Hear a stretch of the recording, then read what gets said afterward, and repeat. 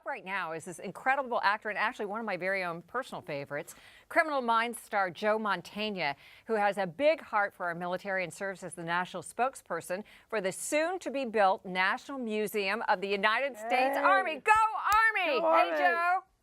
How you doing? I could not be better, and it's such a thrill. You've been such a great supporter of Troopathon and of our troops, the United States military. And yeah, I know it's Army, but it's all of our branches, right? Oh, I play a former Marine on Criminal Minds. I'm a big supporter of the Army. I'm a supporter of the Navy, Coast Guard, Air Force, you name it. If they wear a uniform for our country, I'm behind them 100%. Yeah. And Joe, you know, I've had you on my show and you made me cry, my friend, because you told me, like you did Melanie too, because you told me the story of your family. You've got a great military background in your family, Joe.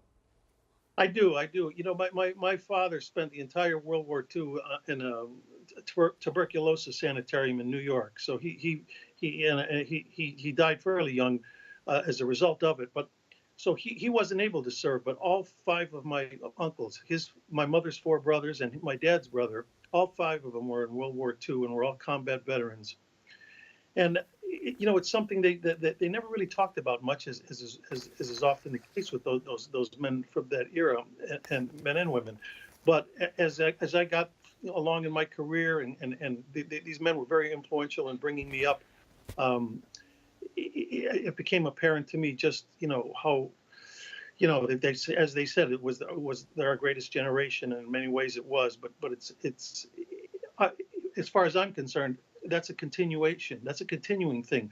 All the men and women of our military, from the beginning, from 1776 to today, among them are certainly the finest Americans we have, because these are people who you know, I live a pretty good life, and yet, as we all know, freedom's not free, and these other people, you know, they signed the checks. You know, we all are looking at Hollywood these days, and it just seems like there's so much divisiveness in this country that it is taking our country out of the realm of humbleness and gratitude. And that's why it's so important to look back to the past to see what our forefathers have accomplished and given to us in order for us to be in the future. And that's what I really appreciate about what you're doing for us today, Joe.